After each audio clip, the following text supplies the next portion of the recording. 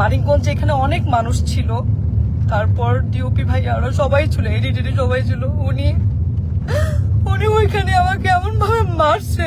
Showbiz অঙ্গনে নতুন করে বিতর্কের জন্ম দিয়েছেন তানজিন তিশা। তার বিরুদ্ধে মারধর ও হুমকির অভিযোগ তুলেছেন অভিনেত্রী সামিয়া অথই। মঙ্গলবার ৩ মার্চ মানিকগঞ্জের রাফাত মজমুদ্দার রিঙ্কুর একটি নাটকের শুটিং সেটে এই ঘটনা ঘটে বলে জানান সামিয়া। ফেসবুক লাইভে এসে তিনি দাবি করেন, শুটিংয়ের প্রথম দিন থেকেই তানজিন তিশার আচরণ অস্বাভাবিক ছিল। একটি উপহার নিয়ে গেলেও তা গ্রহণ করেননি তিশা। পরে প্রথম দৃশ্য ধারণের সময় তাকে আঘাত করা হয় বলে অভিযোগ করেন তিনি। কথা বলতে পারতেছিলাম না, আর আমার এই জায়গাটা এত জোরে লাগছে, তো আমি নিতে পারি নাই। উনি এটা ইন্টেনশনালি করছে, এবং করার পর আমি বললাম যে আপু এটা কি করলেন আপনি। সামিয়ার ভাষ্য অনুযায়ী এর পেছনে পুরনো একটি ঘটনার জের থাকতে পারে।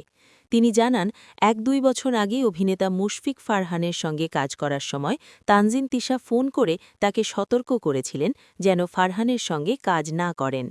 কারণ হিসেবে তিশা নাকি বলেছিলেন, ফারহান আমার জামাই হয়।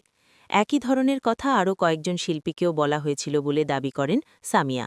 এর আগে আমি যখন আসলে নাটকে মুশফিকর ফারহানের সাথে কাজ করতাম অ্যাজ এ কো আর্টিস্ট হিসেবে, তখন তিশা আপু আমাকে এরকম ফোন দিয়ে থ্রেট দিছিল যে হ্যাঁ ফারহানের সাথে কাজ করতে পারবা না। আমাকে না, আরো অনেককে আসলে এরকম উনি ফোন দিয়ে থ্রেট দিছিল যে পায়েলকেও, কেয়া পায়েল, তারপর আরো অনেককে এরকম। তো আমি তখন বলছিলাম ওই সময়টা যে আপু কেন আমি কাজ করব না, আমি তো আর্টিস্ট, আমি তো সবার সাথেই কাজ করবো। তখন আমি বলছি হ্যাঁ আমার ফারহান আমার জামাই হয়। আমি তখন আর কিছু বলি না। সাম্প্রতিক শুটিংয়ের একটি দৃশ্যে স্ক্রিপ্ট অনুযায়ী তিশাকে হালকা চড় দেওয়ার প্রয়োজন ছিল বলে জানান সামিয়া। তার দাবি, দৃশ্যটি তিনি নিয়ন্ত্রিতভাবেই করেছেন। কিন্তু পাল্টা অভিনয়ের সময় তিশা তাকে জোরে আঘাত করেন, যার ফলে তার চোখে ফোলা ও শারীরিক অসুস্থতা দেখা দেয়। এছাড়া তিশার আচরণ ও ভাষা নিয়েও অভিযোগ তোলেন সামিয়া।